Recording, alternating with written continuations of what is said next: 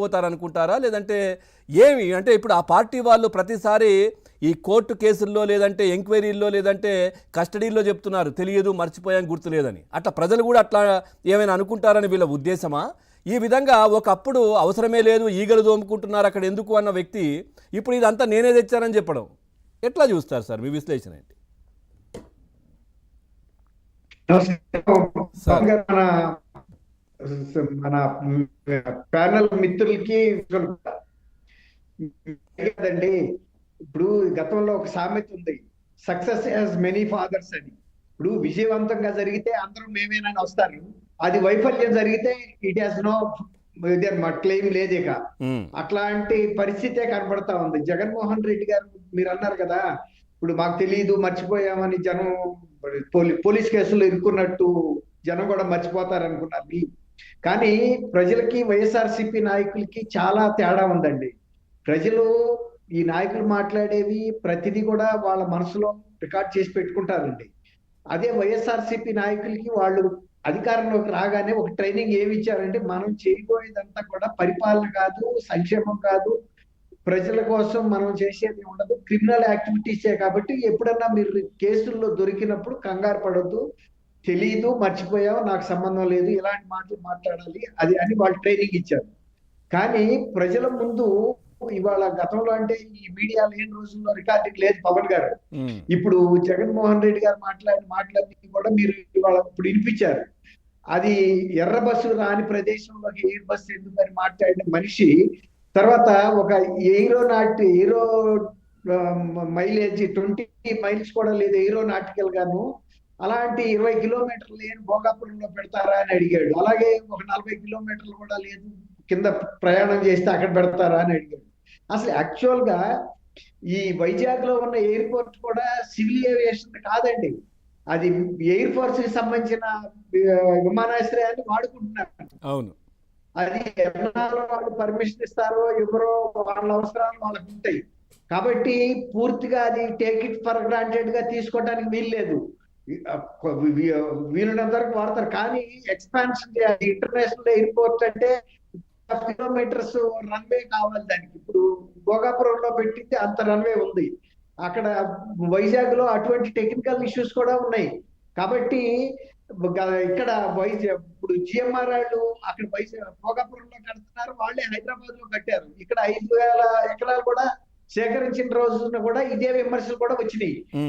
ఎందుకు 5,000 బేగంపేటలో విమానాశ్రయం చాలా తక్కువ, 500 ఎకరాల్లోనే జరుగుతుంది కదా, అందులోనే పెట్టొచ్చు కదా. కానీ శంషాబాద్ లోది ఏదైతే టెర్మినల్ బిల్డింగ్ ఉందో, ఏదైతే రన్వేస్ ఉన్నాయో దానికి ఈక్వలెంట్ గా మళ్ళీ అంటే లెఫ్ట్ సైడ్ కూడా అంటే మిర్రర్ ఇమేజ్ తో డెవలప్ చేయాల్సిన పరిస్థితి వచ్చిందండి.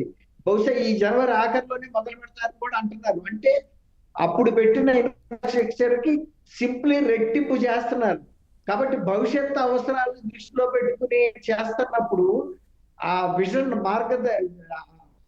ఉండాలండి, వాళ్ళకి ముందు చూపు ఉండాలి. అంతేగాని ఏదో తాత్కాలికంగా మేము రాజకీయ కోసం చేస్తున్నా అని అన్ని స్టేజీల్లోనూ అడ్డం పడ్డాడు. భోగాపురం ఎయిర్పోర్ట్ కి సేకరించిన 500 ఎకరాలు కూడా తిరిగి కూడా వెనక్కిచ్చాడు. అవును, కానీ భూసేకరణలో రైతులకి సరైన న్యాయం చేయాలని అడగటంలో అర్థం ఉంది.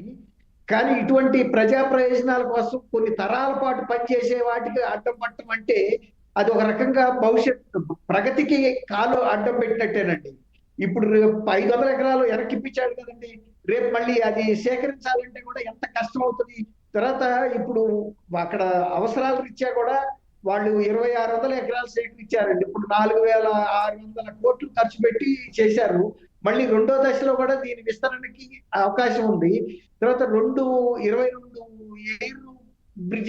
బ్రిడ్జెస్ కూడా పెట్టారు. ఒకేసారి అన్ని ఫ్లైట్స్ ని హ్యాండిల్ చేయగలిగినటువంటి అవసరం ఉంటదనే కదా. ఇప్పుడు అట్లాంటి భవిష్యత్ అవసరాలని లేకుండా ఈయన ఒక పోలవరం ప్రాజెక్టు నిలిపేసినట్టు, అమరావతి రాజధాని నిలిపేసినట్టు ఇటువంటి ప్రగతిని ఆపటం వలన ఆయన రాష్ట్రానికి ఎంత నష్టం చేశాడో ప్రజలు గమనించలేదని అనుకోవటం పొరపాటు అండి.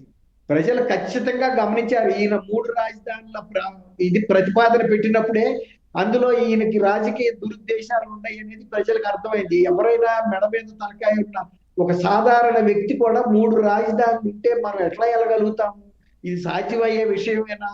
అందులో ఇప్పుడు మూడు మూలల్లో పెడితే 3 ప్రదేశాలలో ఇబ్బంది పడాలి. అదే కేంద్ర బిందువుగా పెడితే 3 ప్రదేశాలకి కూడా సమానమైన దూరంలో ఉంటదని ఒక కామన్ సెన్స్ కూడా లేకుండా రైట్ సార్, ఓకే. కేవలం రాజకీయం కోసం 3 ముక్కలు ఆట ఆడినందుకు ప్రజలు కూడా ఎట్లాంటి తీర్పు ఇవ్వాలో అట్లాంటి తీర్పు ఇచ్చారండి. రైట్ రైట్ జీఎంఆర్ఆర్ కూడా ఈ పనులు ఆపటానికి కూడా తన శక్తి మేరకు ప్రయత్నించాడు. అవును. తర్వాత సివిల్ ఏవియేషన్ వాళ్ళకి కూడా చాలా బ్రేకులు పెట్టాడు. ఎన్నో రకాలుగా స్థానిక ప్రభుత్వం అంటే రాష్ట్ర ప్రభుత్వ సహకారం కూడా కేంద్రానికి అవసరం అండి, కేంద్ర శాఖలకి. ఆ విధంగా ఎన్ని బ్రేకులు పెట్టినా కూడా అది ముందుకు వచ్చి వాళ్ళ ప్రారంభోత్సవం అయ్యేటప్పటికి తను ఎన్నికల్లో దిగిపోయే ముందు మళ్ళీ ఇంకో ప్రారంభోత్సవం చేశాడు. ఎప్పుడో 2016లోనే ప్రారంభమైన పనులకి ఈయన 24లో శంకుస్థాపన చేసి రైట్ సార్, ఓకే.